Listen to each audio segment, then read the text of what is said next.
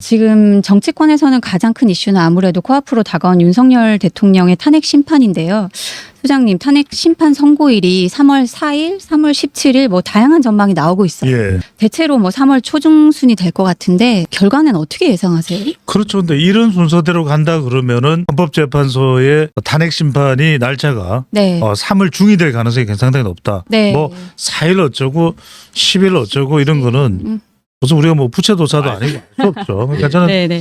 이런 건 너무 간해석이고 그러면서 또 막 설명들은 많이 해요. 네, 맞아요. 뭐 다 이게 근거가 어쩌고 있더라고요. 예. 뭐 어떤 하는데 3월 중 정도로 보시면 돼요. 네. 이렇게 데이터가 많을 때는 중간을 잡으면 돼요. 아. 여러분들이 쉽게 생각하시면 돼요. 그러니까 데이터가 많아서 복잡하다. 예. 그러면은 아. 중간을 잡으면 돼. 3월 중. 네네. 그다음에 여러분들이 애들이 와서 그래 수학 몇 점 받아서 그러면 뭐 85점 같기도 하고 95점 같기도 하고 그러면 89점 생각하면 돼요. 아, 그렇구나. 참고. 그러니까 중간보다 예를 때는 조금 낮아. 네. 네. 근데 본인이 약간 이제 여지를 주는 거지. 네. 실제 성적이 나오기 전까지는 조금 이제 분노를 누그러뜨리는 거죠. 네. 부모님이 역정낼 수 있습니다. 근데 저는 여기서 이런 말씀을 드려야 될 것 같아요. 그러니까 첫 번째 우리가 짚어봐야 될 것은 네. 지금 이 여론이죠. 윤석열 대통령 한국 갤럽 조사인데 탄핵 찬반. 자 탄핵 찬반 여론부터 먼저 이 부분부터 보여드릴게요. 한국갤럽이 2월 11일에서 13일 전국 만 18세 이상 남녀 1,004명을 대상으로 윤석열 대통령에 대한 탄핵 찬반 의견을 물은 결과 찬성이 57%, 반대가 38%로 나왔습니다. 자세한 내용은 중앙선거 여론조사 심의위원회 홈페이지를 참고해 주시면 됩니다. 비상계엄 선포 직후에는 탄핵 찬성 의견이 70%가 넘기도 했는데 갈수록 줄어드는 게 아무래도 뭐 조기 대선 국면으로의 전환으로 보는 게 맞을까요, 소장님? 그렇죠. 그리고 이제 이건 갤럽의 조사입니다. 그래서 연령별로도 보실 필요가 있는데 네네. 전화 면접 조사 결과를 보면은 네. 연령별로도 탄핵 찬성이 대체로 60대와 70대를 제외하고는 높다고 이렇게 볼 수가 있겠죠. 네, 네. 그런데 이제 이건 탄핵 찬반을 물어봤을 때 그렇고 무응답층이 분명히 있어요. 네. 그러니까 실제로 우리가 이 전화 면접 조사의 무응답이기 때문에 네. 57%라는 것은 높긴 높지만 또 따지고 보면 압도적인 건 아니에요. 아. 탄핵 찬성이. 네. 그러니까 8년 전으로 돌아가면 8년 전에는 탄핵 찬성이 압도적이었어. 네, 그때. 네, 네. 거의 한 70에서 80%였단 네, 말이에요. 네, 네. 근데 지금은 한 6대 4 정도, 6이 아직 못 되죠, 그죠? 그쵸. 60%가 안 되는 네. 50%대 한 중반 정도. 네. 이것도 최근에 조금 더 이제 탄핵 찬성이 최근에 들어서 좀 많아진 거예요. 여러분들 이걸 보실 필요가 뭐가 있냐면 첫 번째로는 전화 면접 조사는 무응답이 있기 때문에 탄핵 찬성이 한 57, 그다음에 반대가 38 정도 나왔지만 네. 좀 적극적으로 응답자가 참여하는 자동 응답 조사를 보면은 네. 반대가 조금 더 올라가 있는 것도 있어요. 네. 그리고 이제 윤석열 대통령 지지를 물어보는 조사. 우리가 오늘 그 조사는 소개를 안 드립니다만 네. 그건 보면은 거의 반반인 경우도 있어요. 참고로 보시라는 거는 우리가 유튜브니까 개요를 다 말씀드리지는 않아도 되니까 펜앤드 마이크입니다. 네. 펜앤드 마이크 조사를 보면 그런 것도 있어요. 네. 그 이야기는 뭐냐면 지금 한국 갤럽의 조사 결과로 보면은 3월 달에 헌법재판소가 선고를 내린다. 네. 그럼 이 여론이 이 기준이 될 가능성이 높다 그러면 네. 기각보다는 인용 쪽에 좀 힘이 실리고 있죠. 네. 그런데 반대도 상당히 높은 편이다. 네. 더군다나 이제 내란으로 몰아가는 것에 대해서는 상당히 거부감이 저항이 있어요. 이건 아니지. 네. 그래도 이걸 어떻게 내란으로 몰아가? 그러니까 이제 보수 지지층들이 결집하는 이유도 그 부분이 수긍이 안 가기 때문이거든요. 네. 그런 이유 때문에 윤석열 대통령 지지율을 물어보는 자동응답 조사 결과 또 윤석열 대통령의 내란 여부에 대해서 물어보는 이런 조사 결과 이런 부분들은 더 보수층들이 결집된 조사 결과도 볼 수 있다. 네. 근데 여기서 하나 이제 이원석 기자한테도 제가 의견을 듣고 싶은 게 네. 대체로 취재하는 쪽에서도 헌법재판소에 대해서 우리가 뭐 어떻다 저떻다 문영배 재판관이 어떻다 대행이 어떻다 저떻다 네. 또는 뭐 지금 연구관들이 어떻다 저떻다 이런 걸 떠나서 조금 취재를 하는 것도 하는 현장에서 볼 때도 헌법재판소의 이 속도에 대해서는 뭐라고 이야기가 나오지 않아요? 좀 빠르다 이런 지적들은 많이 나오긴 한 것 같고요. 그렇죠. 근데 또 한편으로는 지금 나라가 굉장히 혼란하고 또 지금 과제가 상당히 많기 때문에 좀 빨리 하는 게 맞지 않느냐 뭐 이런 의견도 있는 것 같습니다. 네. 그것도 한 반반 정도 되지 않을까 그렇게 좀 느껴지긴 합니다. 자 바로 그 속도인데 네. 오늘도 보면 주식 시장의 주가가 지금 올라갔어요. 그랬어요. 코스피가 올라갔어. 네. 코스피가 계속 그 이야기는 네. 대통령이 그러면 자리에 있었을 때 주가가 계속 올라갔어요. 그럼 대통령이 윤석열 대통령이 자리에 있었을 때는 또 문재인 대통령이 자리에 있었을 때는 국정이 안정적이었어요. 그렇잖아요. 네. 오히려 대통령이 자리를 비웠는데 지금 대통령 지지율은 어때요? 지지율만 놓고 보면 올라갔다. 공공행진 이야기가 나오죠. 그 이야기는 뭐냐면 우리가 이런 부분들을 굉장히 냉정하게 분석할 필요가 있다. 네. 그러니까 네. 헌법재판소의 선고가 지나칠 정도로 늘어진다. 가령 뭐 6월 달에 선고하겠다. 네. 네. 또는 7월 달에 선고하겠다. 네. 이런 부분에 대해서는 국정이 장기적으로 공백이 되는 것에 대한 우려가 있겠죠. 박냉기 그렇죠. 박냉이도 보기도 그렇잖아요. 네. 네. 네. 그런데 선고가 조금 더 그래도 변론해보고 네. 아쉬움이 없게 네. 4월 중순이나 4월 말에 선고하자. 이게 과연 무리한 요구일까? 네. 그러니까 6월 달, 7월 달은 좀 너무 길다 이렇게 이야기를 할 수는 있겠지만 네. 좀 4월 달까지는 그래도 진지하게 좀 더 추가 변론해보고 네. 자 이런 이유가 나오는 거예요. 그리고 지금 음. 보수정들이 결집하면서 경로하고 문영배 재판관의 집으로 몰려가는 것에 대해서 네. 부정적인 의견도 있어요. 이거 중도층 이탈하는 거 아니야? 네. 네. 이거 너무 심한 거 아니야? 네. 네. 그 부분도 분명히 있긴 하지만 네. 첫 번째는 이유는 뭐냐면 그런 거죠. 그러니까 어느 정도는 그래도 좀 추가적으로 변론하자는 변론이- 주장도 나오고 있으니까 네. 네. 지금 9차 변론 서면 변론에서도 지금 조지호 전 경찰청장의 검찰 조사 결과를 툭 하고 들이미니까 이건 아니잖아 예. 이러면서 그래서 반발이 조대현 헌법재판관을 역임했던 인물이에요. 조대현 변호인이 이건 난 못 참겠어요. 나 가방 맞아요. 들고 나갈게요. 가방 들고 나갔어요. 이른바 네. 백투런을 냈어요. 네. 가방 들고 백투런을 냈어요. 네. 네. 그러니까 이런 상황까지 온다 그러면 네. 이런 부분들이 이제 지금 여론의 부담이 되는 것이 자칫 이렇게 되면 어떤 결정이 나오더라도 물론 지금 반으로 쫙 쪼개져 네. 있는 상황이기 때문에 네. 어차피 많은 분들이 이런 좀 어차피 이건 불복 아닙니까? 그런데 네. 어떤 결과가 나와도 그럼 인용하면은 불복이 없을까요? 네. 네. 네. 그다음에 기각하면 불복이 기각해버려도 난리가 났겠죠. 탄핵 네. 찬성한 쪽에서는. 네. 이건 불복이 나올 수밖에 없다. 근데 그렇습니다. 시간 부분에 있어서 첫 번째 그 부분이 있고 두 번째는 이제 비교가 되는 부분이죠. 이게 과연 이진숙 방통위원장은 174일이거든. 네. 그러면 적어도 100일은 넘어야 되지 않냐. 그다음에 박근혜 대통령 때가 네네. 변론이 17차까지 갔거든요. 네네. 7차. 에이 그래도 박근혜 전 대통령 때 정도까지는 가야 되지 않느냐. 그러면 우리가 생각할 때 18차나 20차거든. 네네. 그 이야기가 나오는 게 내일이 그래- 10차죠. 그래서 이야기가 나오는 게 네. 여론이 한 20차까지 가면 보통 한 4월 말이 돼요. 예. 네. 그럼 4월 말 정도에 선고를 내리면 기각이나 인용이 나오더라도 어차피 그걸 못 받아들일 쪽은 안 받아들여요. 그렇잖아요. 네네. 데이터로 여러분들 보시면 알겠지만 네네. 그러면 적어도 어떤 불만은 좀 가라앉을 수 있냐. 이거 뭐 이렇게 속전속결로 하는 거야. 왜 이렇게 그냥 속도를 내면서 네네네. 이야기를 하느냐. 이런 부분에 대한 건 좀 완화되지 않을까 싶은 예. 생각이 근데 지금 재판관들 임기가 4월 중순에 이제 그렇죠. 두 명이 그것 끝나는 그 때문에. 문제가 좀 있긴 하죠. 굉장히 중요한 이야기를 지금 이원석 기자. 이원석 기자입니다. 네. 예. 네. 그러면 이원석 기자한테 이런 얘기를 할게요. 온 국민들의 이해관계가 걸려 있잖아요. 헌법재판. 네, 네. 이거 그래요. 실제로 그래요. 예. 이건 몇 명의 이해관계만 걸려 있는 게 아니에요.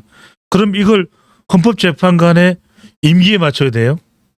그렇잖아요. 기준이. 네네. 기준점이 그렇잖아요. 어느 지금 우리 헌법에 우리 법률에 우리 또 헌법재판소법에 이걸 기준으로 삼는 건 없잖아요. 그래서 제가 드리는 말씀은 이런 이야기들이 나오고 또 반대로 민주당 쪽 여론을 보자면 민주당 쪽에서는 그러겠죠.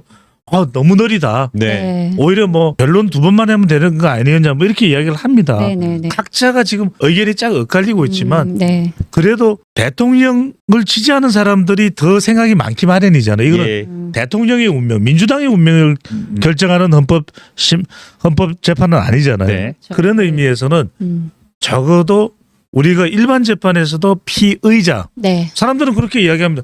아니 무슨 피해자의 권리를 그걸 챙겨줘요? 말도 안 돼요.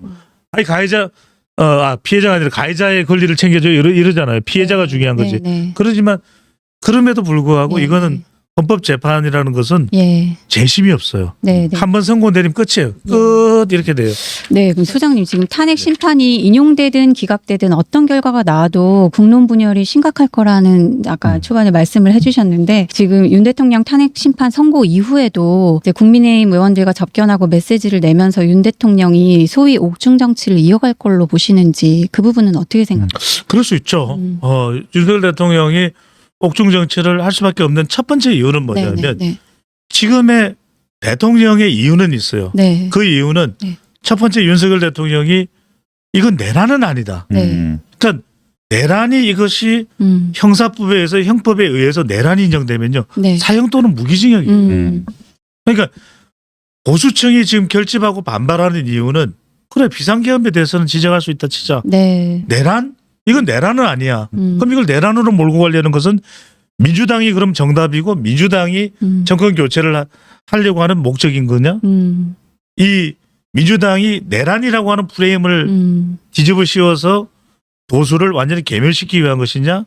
이런 의심을 받는 것이거든요. 네. 의심이라는 말씀을 분명히 드렸습니다. 두 번째는 뭐냐면 윤석열 대통령의 옥중 정치에서 저는 절대로 놓쳐서는 안 된 것이 국정에 대한 지금 아직도 현직 대통령이에요. 아무리 직무는 정지됐지만 대통령이 내야 될 이런 걸 조언을 해야 돼요. 예. 정말 진정한 참모라면 박정희 대통령은 뭡니까 여러분들? 박정희 대통령 여러분들 제 이야기는 안 할 수가 없는 게 저는 그걸 기억을 해요. 박 대통령이 1975년입니까? 8.15 강복절 기념식에 바로 누굽니까? 북한 이 일본 이 조총련 간첩의 흉탄에 유경수 여사가 쓰러져요. 예. 네. 그런데도 박정희 대통령의 그때 모습은 어땠습니까? 대통령입니다. 네. 화들짝들 여보 어떡해요? 무슨- 기념사고 뭐고 다 집어쳐 그게 아니에요. 네. 대통령이 국민 여러분 박정희입니다. 우리는 아니 저는 그 모습을 봤어요. 비장한 마음.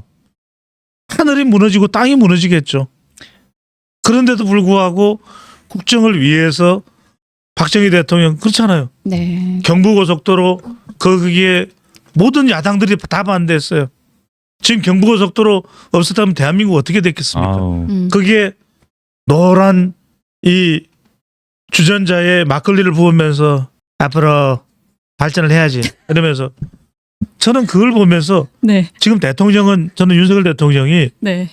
정말 지지율이 3개월 전 6개월 전에 어떻게 나왔던 대통령은 저는 윤석열 대통령이 여전히 직문 정지됐지만 네. 아 경제를 챙겨야 된다 또 뭘 챙겨야 된다라는 그런 메시지는 적어도 큰 그림에서는 물론 야당은 뭐라고 지적을 할 거예요. 네. 무슨 정신 못 차리고 무슨 그따위 이야기를 저는 그래도 역사의 평가도 중요합니다. 예. 대통령 옥중 메시지에 법적 대응도 필요하고 저는 아직도 현직 대통령입니다. 아무리 직무가 정됐지만 네. 그래서 경제를 잘 챙겼으면 좋겠다. 네. 국민 여러분 음. 정말 내가 안타깝게 이 못 챙긴 점이 미안하지만 정말 우리 정부가 최상목 권한 대행이 더 신경 써줬으면 좋겠다. 네네. 그리고 집권 여당도 더 좋은 민생안을 내서 야당이 법안을 통과 안 시켜줘서 내가 경고의 의미로 비상계엄을 통치행위로 했다고 하나 내 스스로는 그렇게 판단하나 그래도 여당도 지금 국민들을 위해서 여러 정책이나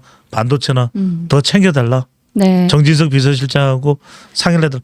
비서실장은 직무정지 아니에요. 예. 맞습니다. 네, 여야가 조기 대선을 염두에 두고 바쁘게 움직이고 있는데요. 소장님 이번 조기 대선이 2017년 박근혜 전 대통령 탄핵으로 이뤄진 조기 대선 때와는 어떤 차이점이 있는지 짚어주신다면요. 8년 전과는 다른 건 분명히 첫 번째는 보수가 살아있다. 네. 결집을 했거든요. 네. 이 결집한 것은 조기 대선이 만약에 실시가 된다 하더라도 그거 바뀌지 않을 것 같아요. 네. 네. 지금 우리가 리얼미터의 조사 결과를 보더라도 네. 네. 지금 보수층이 44.5% 정권 연장이 지금 결집을 하고 있거든요. 네. 네. 이건 8년 전과는 분명히 다릅니다. 8년 전에는 와르르 무너졌고 실제로 네. 정치 세력인 정당마저 쪼개졌잖아요. 네. 네. 그때 유승민, 바른정당. 바른정당 다 쪼개졌어요. 네. 네. 그리고 그렇죠. 자유한국당도 또 심지어는 안철수의 국민의당까지 있었기 때문에 네. 보수가 말 그대로 사실 안철수도 지금 따지고 보면 보수인 거잖아요. 네. 그런데도 불구하고 뭉치지를 못했죠. 네. 네. 이합 집산이었어요. 그런데 지금은 모여 있어. 그러니까 이게 얼마나 힘을 내느냐가 이제 일단 핵심을 고 네. 네. 두 번째 말씀드릴 수 있는 것은 정권 교체 여론이 높다고는 하지만 51.5예요. 네. 그런데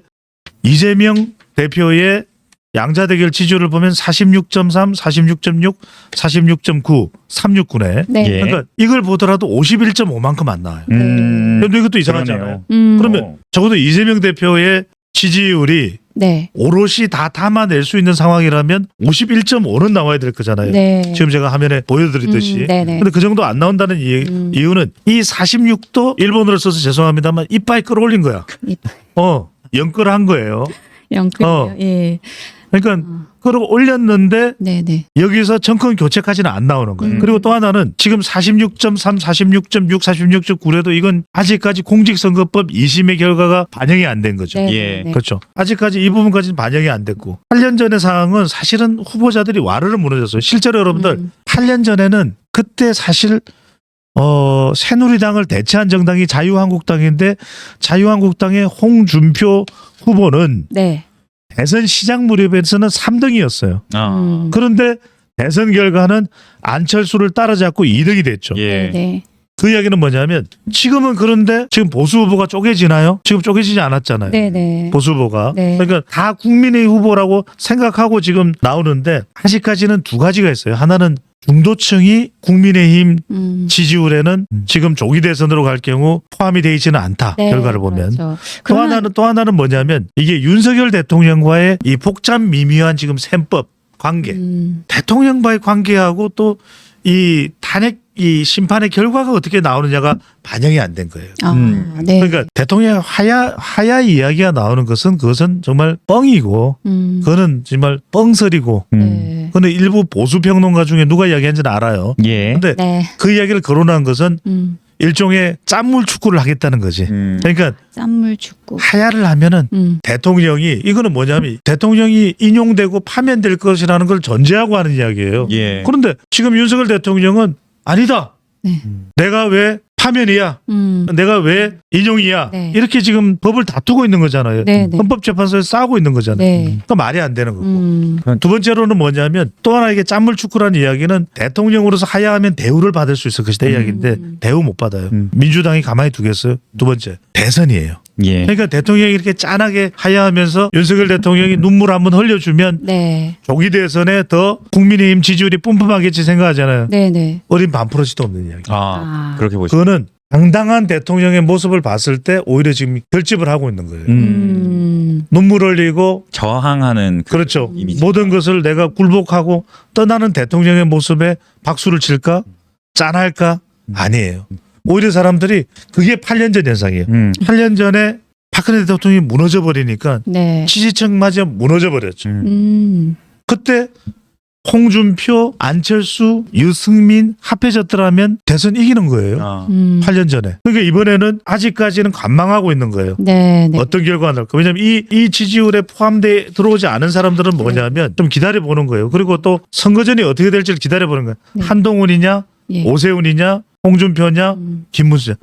더 흥미진진하잖아요. 네. 그러니까 이 사람들이 만약에 그리고 또 조기 대선이 있을지 없을지 모르니까 네. 네네. 있다면은 어떤 식으로 전개가 될 거. 이게 과연 갈등일 건가? 한동훈 또 뭐 홍준표 시장의 싸움터가 될 것인가? 네. 아니다. 오히려 저 절박함을 알고 위기라고 인식하고 서로 또 조율을 하면서 통합을 해 나간다면 이른바 시너지 효과가 나올 수도 있거든요. 네네. 그래서 아직까지는 모른다. 제가 드린 말씀은 3월 중이 중이에요.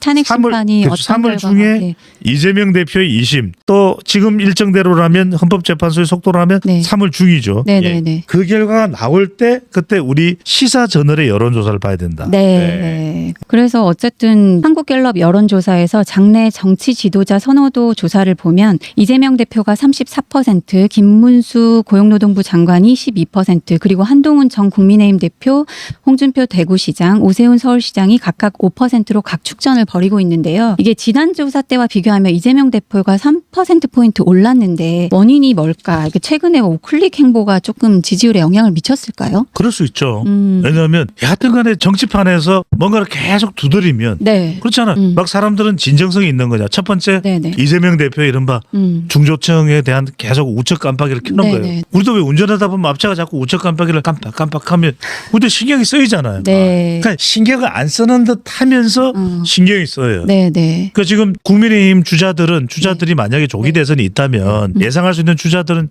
지금 여기에 신경 쓸 겨를이 없잖아요. 심지어는 김문수 장관은 그런 거 이야기하는 거는 대통령한테 불경이잖아요. 이렇게 얘기하거든요. 네네. 비슷했죠. 이런 상황에서 이재명 대표는 혼자서 치고 나가는 거거든요. 네네. 그러다 보니까 그런 부분에 중도의 진보, 중도의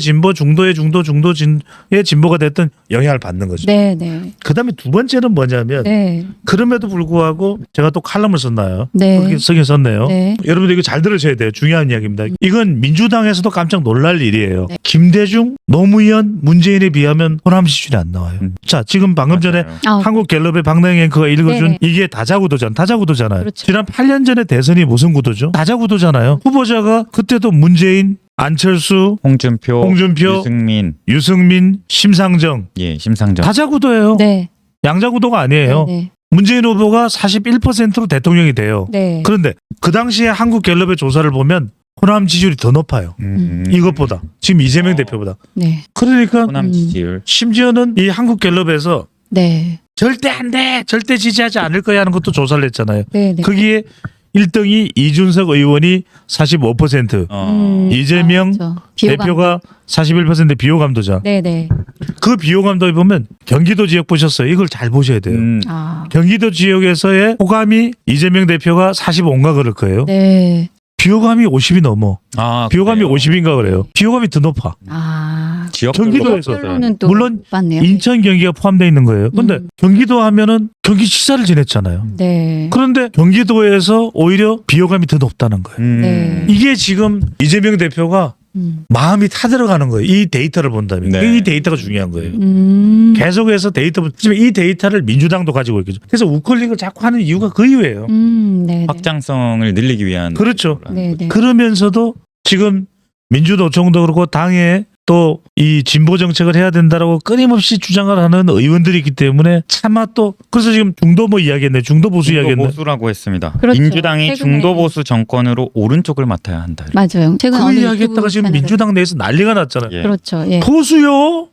우리는 보수 아닌데요? 근데 저도 그 취재를 하다가 사실 이미 작년에 어떤 얘기를 들었냐면 이재명 대표가 좀 뭐 인사들을 많이 만나고 다닐 거 아닙니까? 근데 만나서 한 얘기가 이미 몇 달 전에 들었거든요. 그 이재명 대표가 그런 자리에서도 저는 원래 진보가 아니었습니다라고 그렇게 했다는 얘기를 들었는데 네. 그 발언이 지금 실제로 이렇게 나오니까 공식적으로. 그러니까요. 그리고 여러분 기억하실 수 있을 텐데 작년에 보궐선거가 전남에서 두 곳이 있었죠. 네. 그때도 민주당 후보가 득표를 절반을 못 넘겼어요. 전라남도 영광에서 민주당이 당선되기 전 심지어는 이재명 대표도 거기 갔잖아요. 현장에 가서 여러분들 민주당의 이재명입니다. 도와주세요 그랬는데 그때도 41%가 나왔을 거예요. 네. 이번에 한국갤럽 조사도 대체로 지지한다도 포함해보면 41이지만 절대로 지지하지 않겠다가 41이나 나와요. 네. 이재명 대표가. 네. 이게 엄청난 이재명 대표로서는 풀어야 되는 숙제입니다. 그렇군요. 특히 호남에서 문재인 전 대통령과 비교를 하더라도 네. 지금 지지율이 안 나오는 거 이게 지금 이재명 대표에게는 아킬레스건이에요. 예. 한동훈 국민의힘 전 대표가 2월 마지막 주 26일에 한동훈의 선택 국민이 먼저입니다라는 책을 출간하고 정치 행보를 재개한다고 하는데요. 이 책이 벌써 이제 뭐 예약 판매가 네, 지금 시작됐다면서요. 예. 이미 주요 뭐 서점의 그 실시간 순위 예약 판매로 베스트 1위 뭐 이렇게 되고 이렇게 정치인 중에서 네. 화제를 모을 수 있는 인물이 흔치 않죠. 네, 네. 그러니까 한동훈 전 대표의 경우에는 네. 지금 이제는 한동훈 작가가 되는 거예요. 한 작가가 돼서 지금 국민이 먼저입니다. 한동훈의 선택. 네. 그렇죠. 네. 한동훈 전 대표의 톤으로 얘기한다면 국민이 먼저입니다. 제가 아니라고 했습니까? 소장님 그랬을 수 있어요. 그 혹시 메디치 미디어라고는 이 출판사 관련해서 좀 논란이 있는데 우리 그렇죠. 소장님은 그러니까 이 어떻게- 부분에 대해서 저도 네. 이른바 문재인 조국 네. 등의 이제 책이 나온 그 출판사라는 거죠. 주로 네. 진보 진영의 인사 네. 그렇죠. 그래서 사람이 이제 먼저다 뭐 또 조국의 책도 나왔는데 네. 저는 이제 제가 솔직한 말씀을 드리면 네. 차라리 피했으면 어떨까 하는 생각이 들어요. 그러니까 이런 전국이 아니라면은 아마 별 상관이 없어서 왜냐면 출판사 중에서 이 출판사가 이런 정치인들의 책을 잘 편집을 하고 예. 네. 책을 내는 그런 능력이 있고 네. 그런 부분에 아주 특화되어 있을 것 같아요. 네. 그래서 그런 책들이 나오겠죠. 그러면 또 우리가 이 출판사에서 나온 책들의 종류들 더 들어가 보면 네. 사실은 다양한 사람일 수도 있어요. 보수 인사들도 있습니다. 보수인사 있어요. 정의화 네. 전 의장이나 박형준 부산시장. 내가 이야기하잖아요. 맞아요. 예. 제가 말씀드리잖아요. 그러니까 이게 사실 문제가 안 될 수도 있는 문제인데 그렇죠. 네. 문제를 삼아버리면 문제가 되죠. 그렇- 이런 걸 의식해서 일부러 그래 문재인 조국 그래 일각에서는 이제 네. 그런 비판을 하죠. 한동훈의 정체가 탄로 났다. 아, 네. 이제는 커밍아웃이다라고 얘기를 하는데 저는 이런 생각을 해요. 그러면 한동훈 전 대표가 이렇게 커밍아웃을 할까? 감옥에 가 있는 조국 전 대표와 또 온갖 보수층의 비판을 받고 더군다나 한동훈 전 대표가 한 작가가 나오더라도 국민의힘 후보로 뭔가를 해야 될 거 아니에요. 네. 국민의힘 당의 이름으로 뭔가를 해야 될 거 아니에요. 네. 그런데 이런 식으로 커밍아웃을 하고 그냥 날 죽여주소 그냥 내가 그냥 난 밟힐게요. 이러고 나올까? 이러지는 않을 거예요. 네. 제가 말씀드린 아쉬운 대목은 네. 근데 이게 벌써부터 시비거리가 되잖아요. 그러면 분명히 앞으로 이 대목에 대해서는 제가 누구라고 말씀 안 드리겠습니다. 그동안 견제를 해왔던 사람들이 분명히 이것도 그렇죠. 끄집어낼 거예요. 네네. 특히 이른바- 당내에. 그렇죠. 한동훈 전 대표에 대해서 못마땅했던 사람 지난번에 왜 가족들이 그런 댓글을 게시판에 써서 문제를 일으켜 하는 쪽에서 볼 때는 그래? 그럼 뭐 조국이랑 문재인이랑 한패구만 이렇게 나올 거 아니겠습니까? 네. 근데 그럴 걸 뻔히 알면서 날 죽여주시오 날 더 때려주시오 내가 거기 맞서면서 나갈게요 이렇게 하고 나오지는 않을 거고 그냥 저는 어떻게 하다 보니까 이 출판사가 그런 것을 잘하는 출판사라서 선택하지 않았을까 네. 생각을 드는데 조금은 아쉽다는 말씀드리고 네. 이제 이 책의 내용이 이제 중요하죠. 중요하죠. 중요한 건 궁금한 내용이죠. 예. 한동훈 전 대표가 저는 일단은 이 책의 내용을 가지고 북콘서트를 하는 식으로 이제 하신다고. 예. 등장을 하면서 할 거예요. 저는 이런 말씀 드릴게요. 한 전 대표께 나오세요. 시사저널로. 네. 유튜브를 하십시오. 네. 아유, 한번 그러면 출연 부탁드립니다. 아니 이걸 사람들에게 네. 좋은 말을 들으면 듣는데 그러면 싫어하는 사람들은 피해갈 겁니까? 정면으로 승부를 해야죠. 배종찬 소장은 저는 숱한 사람들한테 온갖 이야기를 다 들었더니 개의치 않습니다. 저는 민주당 전당대회 가서 연설할 각오도 돼 있는 사람이에요. 네. 어디에서도 돈만 주면 할 수 있다 그 말씀을 드리고 싶은 것이 아니라 제가 당당하면 저는 어디 가도 부끄럽지가 않아요. 제가 어디 가서 도둑질했습니까? 제가 어디 가서 사기를 쳤습니까? 저는 당당해요. 근데 이제 한동훈 전 대표가 지금은 사실은 상당히 좋은 시점은 아니에요. 왜냐하면 지금 상당히 양자 대결을 붙여봐도 위축돼 있고 이게 이제 보수 결집. 대통령과의 관계인데 대통령과의 관계에서 대통령의 태도를 문제 삼을 때는 한동훈 전 대표가 유리했어요. 네. 그런데 지금은 대통령이 짠하다 이러고 지금 결집을 하고 있는 상태에서 한 전 대표가 등장하면 돌을 맞을 수밖에 없는 상황이에요. 그런데 돌을 맞는 게 중요한 것이 아니라 한동훈 전 대표는 이건 거쳐야 될 과정이에요. 그렇다면 저는 세 가지가 포함이 돼야 된다. 이 세 가지. 나는 윤석열 정부에서 어떤 역할을 한 사람입니다를 자기의 이 역할 네. 윤석열 정부에서 나는이라는 것이 분명히 밝혀져야 될 것 같아요. 그것이 잘하면 잘한 대로 법무부 장관도 본인도 검사 출신이고 서울법대 출신이고 좋아하는 사람도 있고 싫어하는 사람도 있지만 피할 수 없는 사실은 팩트는 그거잖아요. 그리고 네. 윤석열 대통령과 가까웠던 적도 분명히 있었고 네. 김건희 여사와도 소통을 하던 적도 있었고 그러면 그것에 대해서 나는 어떻게 생각한다. 네. 나는 잘한 건 뭐다. 내 책임 뭐다. 네. 두 번째 저는 분명히 윤석열 대통령을 옹호하면서 뭉쳐있는 지지층들은 손가락질을 할 거예요. 한동훈 왜 너 배신자 아니냐? 너 왜 대통령 버렸어? 우리 권영세 위원장도 비상계엄 그때 고민을 할 거라는데 왜 거기 본회의장에서 그랬어? 분명히 이럴 겁니다. 네. 하지만 저는 언제라도 부딪힐 수밖에 없고 앞으로도 여러 번 부딪히고 앞으로 뭐 평생 부딪힐 일이에요. 네. 저는 여기에 대한 답변을 가지고 나와야 된다. 그러면 나를 반대하는 사람들에 대해서는 어떻게 내가 그 사람들을 설득할 것인가? 네. 이게 있어야 돼요. 세 번째 뭐냐? 그래도 보수 인물 중에서는 물론 현실 정치 경험을 가지고 있었던 한동훈 전 대표는 아니지만 네. 열광했잖아요. 네. 지난 전당대회 때 또는 보궐선거 때 부산 검정구에 갔더니 한동훈을 연호해줬잖아요. 네. 그 사람들이 뭐 때문에 연호했을까? 저는 다른 것보다는 국민의힘이라는 보수 정치에 많이 실망했기 때문일 거예요. 뭔가 한동훈에게 믿는 것은 모두 당신 정도면 보수의 미래 비전을 당신은 가지고 있을 거 아니냐. 네. 지난 총선에서 한동훈 그때도 제가 그 이야기는 했어요. 한동훈 당시의 비상대책위원장이 물론 현실적인 걸 피해갈 수는 없습니다. 네. 2조 심판 안 합니까? 이재명 조국 심판 안 해요? 그럼 뭐 할 겁니까? 그거 중요하죠. 중요합니다. 그리고 운동권 청산해야 된다. 공감합니다. 네. 하지만 또 하나 중요한 건 미래 비전이거든요. 적어도 한동훈 정도의 사람이면은 실력으로 정말 한동훈 싫어하는 사람도 그래 더 그 비전은 맞아. 할 수 있는. 내가 한동훈이라는 사람은 싫어할 수는 있어. 하지만 실력은 인정해. 그 내용은 적어도 세 가지. 네. 윤석열 정부의 나를 싫어하는 신윤을 난 어떻게 설득할 건지. 그리고 세 번째, 한동훈이 만들어내는 보수의 미래 비전은. 네. 이건 가지고 나와요. 네. 이건 근데- 토크 콘서트의 챕터 3개는 이걸로 가야 되고 이 챕터를 배종찬 소장이 이렇게 정확히 알고 있는 거 보니까 토크쇼의 진행을 내가 맡아도 돼요. 알긴 농담. 근데 이제 킹메이커로 불리는 김종인 전 국민의힘 비대위원장이 한동훈 대표가 복귀하면 지난 전당대회 때 그 63% 지지율을 회복할 수 있을 거라고 해서 또 이슈가 됐었는데 또 한편에서는 들어올 공간이 없다는 분석도 나와요. 이건 어떻게 정말 지금 당장은 어렵죠. 그러니까 김종인 전 위원장의 공과 과가 있는 것 같아요. 네. 공은 뭐냐면 상당히 또 정치 분야에 있어서의 그런 지표를 제시한 인물이기도 하고 네. 또 경제민주화라든지 특유의 그 어떤 결정의 순간에 네. 역할을 해왔죠. 네네. 슈테른 수둔대 네. 별의 순간 예. 슈테른 수둔대예요. 그것도 이야기를 했었고 근데 조금 아쉬운 것은 네. 조금 간성이 길어지다 보면 너무 나가. 그건 아닌데 본인이 그냥 주관적인 힘을 싣는 경우가 있어요. 네. 그러니까 이제 데이터를 근거로 하는 것과 또 상당히 경륜을 가지고 있는 김종인 전 비대위원장의 장점도 있고 단점도 있는 거예요. 그래서 김종인 전 위원장의 화법을 보면 이러잖아요. 내가 그렇게 보기 때문에 그렇게 본다고 봐요. 네. 우리 이원석이 열심히 하기 때문에 네. 잘할 거라고 봐요. 아유 감사합니다. 그러니까 이제 김종인 그거는 때문에와 아요라는 의미지 데이터에 근거가 된 건 아니거든요. 그래서 저는 단기적으로는 한동훈 전 대표가 매우 힘들거든. 하지만 이거 돌파해야 돼요. 이걸 정면 승부로 가야 되지 이걸 비켜가면 안 되고 매일매일 공부해야 됩니다. 네. 한동훈 전 대표한테 기대하는 것은 네. 지금 당장은 지지가 오지 않다 하더라도 정치적인 경험이 많은 것도 아니잖아요. 네. 그래도 믿는 구석이 하나는 뭐냐면 그래도 당신은 실력은 있을 것 같아. 그 실력을 보여줘. 네. 물론 그것에 대해서도 많은 사람들이 의문을 가지는 사람들도 있습니다만 네. 한동훈 대표가 결국은 뚫고 나가야 될 것은 실력이에요. 아. 그러면 지금 두 가지. 법 이야기하면 잘할 거야. 그다음에 또 논리 이야기하면 잘할 거야. 예. 그게 아닙니까? 아닌가요?